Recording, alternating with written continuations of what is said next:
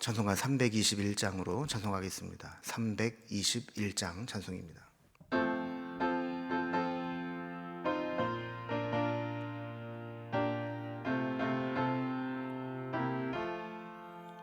날 대속하신 예수께 내 생명 모두 드리니 늘 진실하게 하소서. 내 구주 예수여, 나 구주 위에 살리라. 내 기쁨 한량 없으리. 내 갈 길 인도하소서. 내 구주 예수여, 날 구원하신 예수를 일평생 의지하오니 날 영접하여 주소서. 내 구주 예수여, 나 구주 위에 살리라. 내 기쁨 한량 없으리. 내 갈 길 인도하소서. 내 구주 예수여, 주 십자가에 달리사 날 자유하게 했으니 내 몸과 마음을 주 위에 다스게 하소서. 나 구주 위에 살리라. 내 기쁨 한량 없으리. 내 갈 길 인도하소서. 내 구주 예수여. 아멘. 아멘. 오늘 함께 나눌 하나님 말씀은 구약성경 룻기 3장 14절에서 4장 6절까지 말씀입니다. 룻기 3장 14절에서 4장 6절까지 말씀을 제가 봉독하겠습니다. 룻이 새벽까지 그의 발치에 누웠다가 사람이 서로 알아보기 어려울 때에 일어났으니 보아스가 말하기를 여인이 타작마당에 들어온 것을 사람이 알지 못하여야 할 것이라 하였습니다. 보아스가 이르되 네 겉옷을 가져다가 그것을 펴서 잡으라 하매 그것을 펴서 잡으니 보리를 6번 되어 룻에게 지워주고 성읍으로 들어가니라. 룻이 시어머니에게 가니 그가 이르되 내 딸아 어떻게 되었느냐 하니 룻이 그 사람이 자기에게 행한 것을 다 알리고 이르되 그가 내게 이 보리를 6번 되어 주며 이르기를 빈손으로 네 시어머니에게 가지 말라 하더이다 하니라. 이에 시어머니가 이르되 내 딸아 이 사건이 어떻게 될지 알기까지 앉아있으라. 그 사람이 오늘 이 일을 성취하기 전에는 쉬지 아니하리라 하니라. 보아스가 성문으로 올라가서 거기에 앉아있더니 마침 보아스가 말하던 기럽 무을 자가 지나가는지라. 보아스가 그에게 이르되 아무개여 이리로 와서 앉으라 하니 그가 와서 앉으매 보아스가 그 성읍 장로 10명을 청하여 이르되 당신들은 여기 앉으라 하니 그들이 앉으매 보아스가 그 기업 물을 자에게 이르되 모압 지방에서 돌아온 나오미가 우리 형제 엘리멜렉의 소유지를 팔려 함으로 내가 여기 앉은 이들과 내 백성 장로들 앞에서 그것을 사라고 내게 말하여 알게 하려 하였노라. 만일 내가 물으려면 물으려니와 만일 내가 물으지 아니하려거든 내게 구하여 알게 하라. 내 다음은 나요 그 외에는 물을 자가 없느니라 하니 그가 이르되 내가 물으리라 하는지라. 보아스가 이르되 네가 나오미의 손에서 그 밭을 사는 날에 곧 죽은 자의 아내 모압 여인의 룻에게서 사서 그 죽은 자의 기업을 그의 이름으로 세워야 할지니라 하니 그 기업 물을 자가 이르되 나는 내 기업에 손해가 있을까 하여 나를 위하여 물으지 못하겠노니 내가 물을 것을 네가 물으라. 나는 물으지 못하겠노라 하는지라. 아멘. 우리는 어제 룻이 시어머니 나오미의 말에 순종해서 보아스에게 찾아가서 청혼하는 장면을 살펴보았습니다. 보아스는 룻의 청혼을 받아들였고 기업 물을 책임을 다해서 나오미와 룻을 책임지겠다는 약속을 합니다. 오늘 본문에는 이 청혼을 받아들인 보아스가 룻과 결혼을 법적으로 온전히 성사시키기 위해서 해야 될 일들을 진행합니다. 인격은 말에서 나오는 것이 아니라 말한 것에 대한 책임감에서 드러나게 됩니다. 보아스는 그 약속을 지키겠다는 책임감을 보여주기 위해서 날이 밝을 때쯤 룻을 돌려보내면서 약속의 징표로 보리를 되어서 룻에게 지어줍니다. 돌아온 룻과 나오미는 이제 보아스의 말을 믿고 기다리게 되었고, 또 보아스는 공식적으로 모이는 성문에서 기업 물을 우선권이 있는 친족을 불러서 사람들 앞에서 공증하듯이 기업 물을 책임을 감당할 것인지를 묻습니다. 그의 의사를 확인한 후에 그가 포기하게 될 때 자신이 기업 물을 자가 됨을 공식적으로 확증하게 됩니다.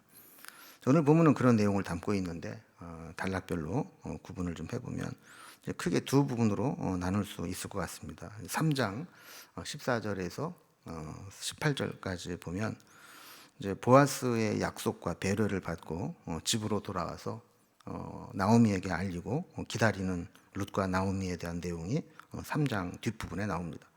4장 1절에서 6절까지는 이제 그 책무를 감당하고 약속을 이행하기 위해서 성문 장로 회의를 소집하고 우선권이 있는 사람의 의사를 확인해 보는 그런 보아스의 모습이 나오고 있습니다.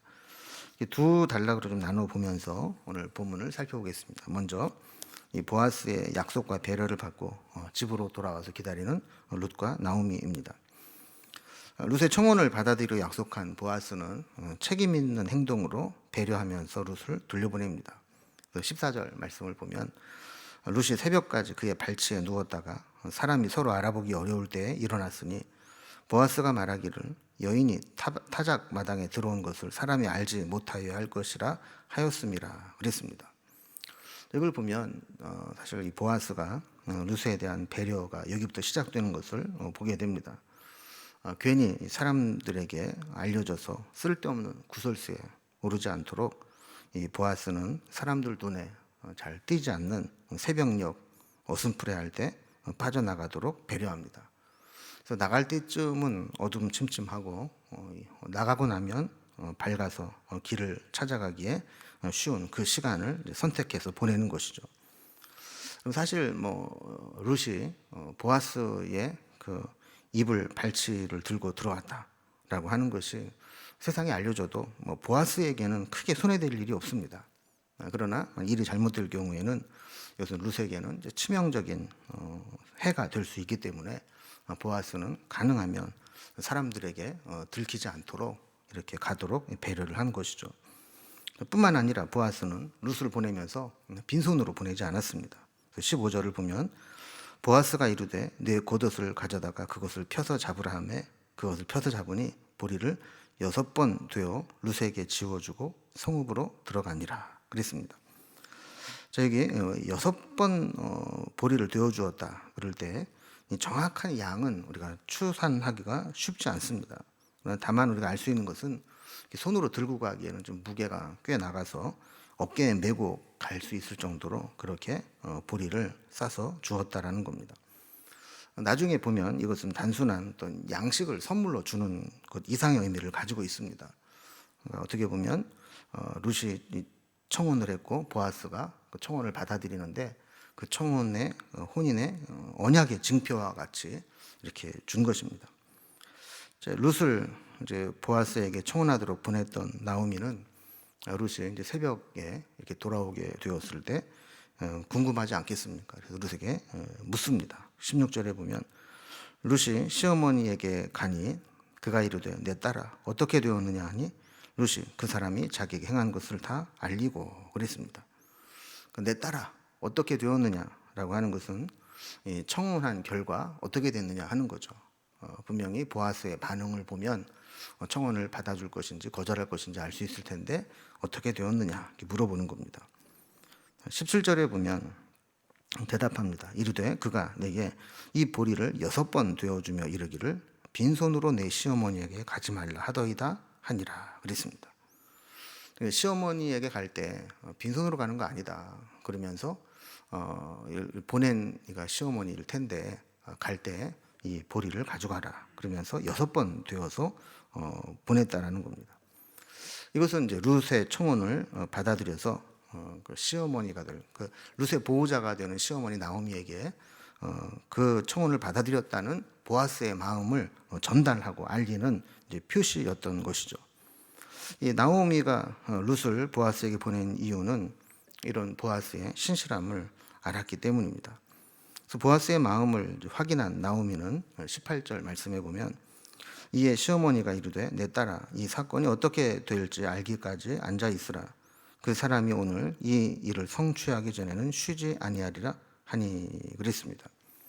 그러니까 나오미도 알았던 것 같습니다. 보아스가 기업 무르자이긴 하지만 그의 우선권을 가지고 있는 사람이 있다라는 것을 알았던 것 같아요. 그래서 그럼에도 불구하고 이제 보아스가 또 신실하고 또 책임감 있게 할 것을 알았기 때문에 보아스에게 먼저 청혼을 하게 했던 것이고 또 그것을 알고 있는 보아스는 아마 이렇게 보리까지 약속의 징표로 보내면서 청혼할 의사를 보였다는 것은 이제 쉬지 않고 그 일을 합법적으로 완성하기 위해서 열심히 일할 것이다 라는 것을 알고 있었던 것이죠. 그러니까 그 결론이 날 때까지 기다리고 있자 하는 겁니다. 그러면서 보아스에 대한 절대적인 신뢰를 표현하죠. 그 사람이 오늘 이 일을 성취하기 전에는 쉬지 아니하리라. 그러니까 쉬지 않고 합법적인 절차를 마치고 또 룻을 공식적으로 아내로 맞아 기업을 물을 것까지 공증해서 올 텐데 그때까지 그는 쉬지 않을 것이다. 기다리면 된다라는 겁니다. 그래서 이제 성경학자들은 보아스를 그리스도의 예표로 보기도 합니다. 우리를 위해서 기업을 무르듯이 우리의 죄가를 대신 담당해서 책임져 주시고 무한한 자비와 배려로 우리를 구원해 주시는 예수님의 모습이 그 보아스의 모습 속에 보인다는 것이죠. 그 사랑과 자비로 우리를 구원하시는 주님은 또 구원을 완성할 때까지 쉬지 않고 우리를 위해서 일하시고 우리의 구원을 성취하시는 분이다라는 겁니다.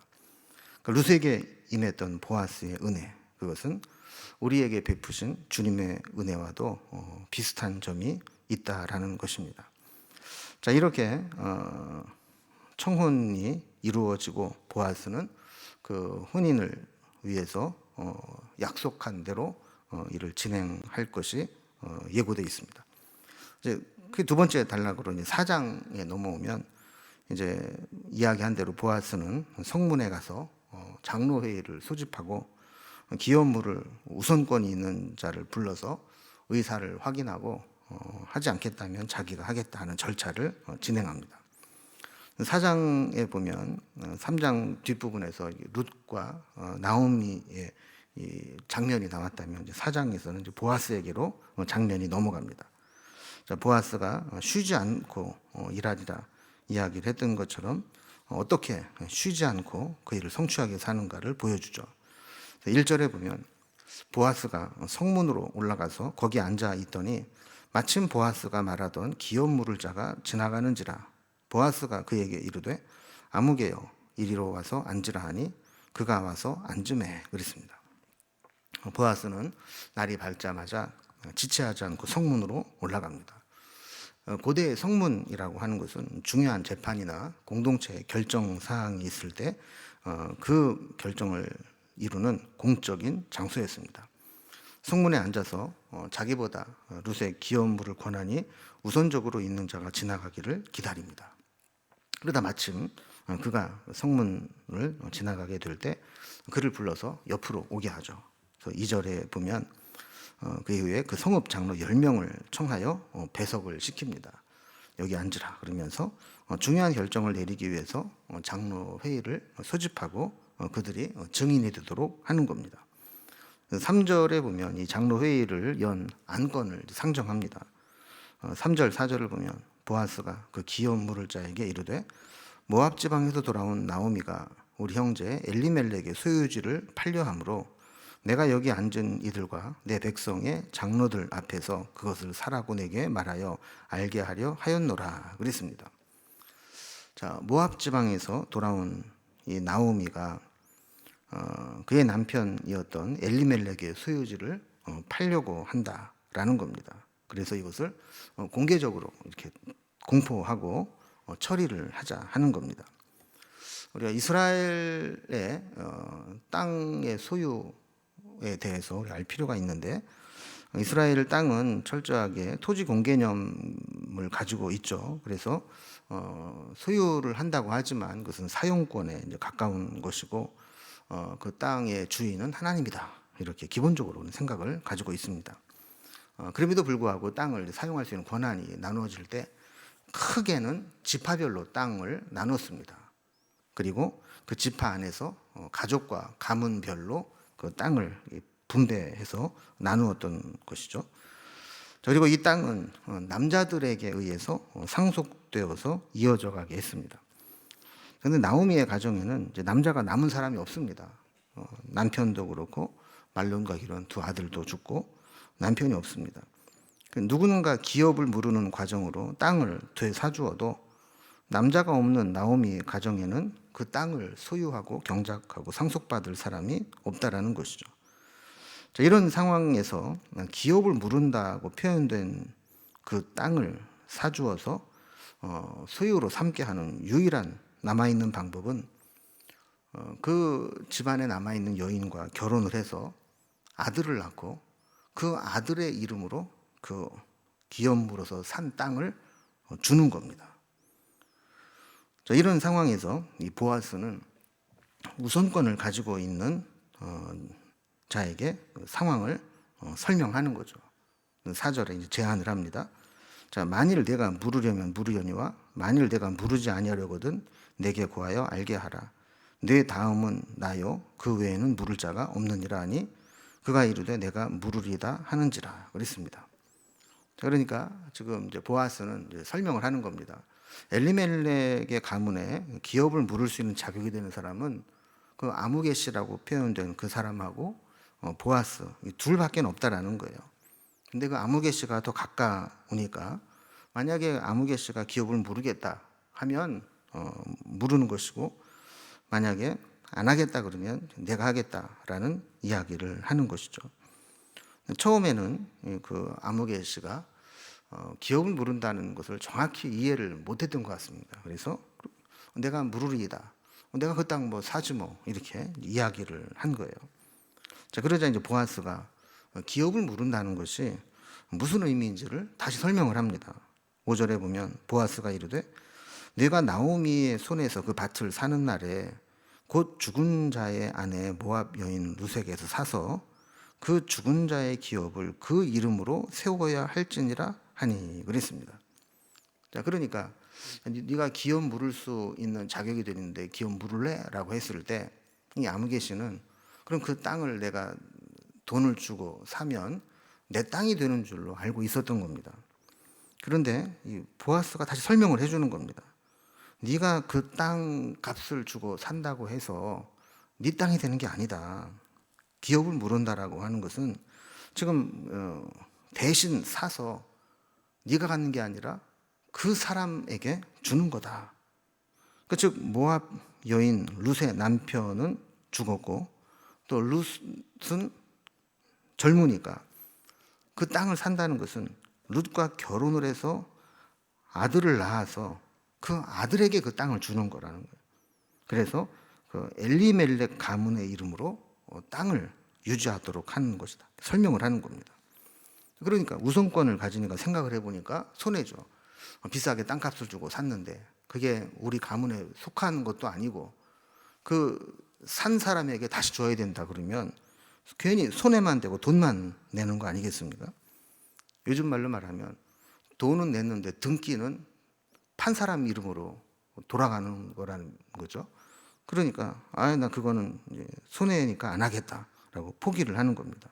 6절에 보면 그 기업 물을 자가 이르되 나는 내 기업에 손해가 있을까 하여 나를 위하여 물으지 못하겠노니 내가 물을 것을 네가 물으라. 나는 물으지 못하겠노라 하는지라 그랬습니다. 자, 이렇게 해서 이제 기업 물을 고난이 보아스에게로 합법적으로 넘어가게 되고 이 장로 회의에 함께 배석했던 사람들이 그 증인이 됩니다. 이걸 보면 우리는 권한은 항상 책임이 동반된다라는 것을 알게 됩니다.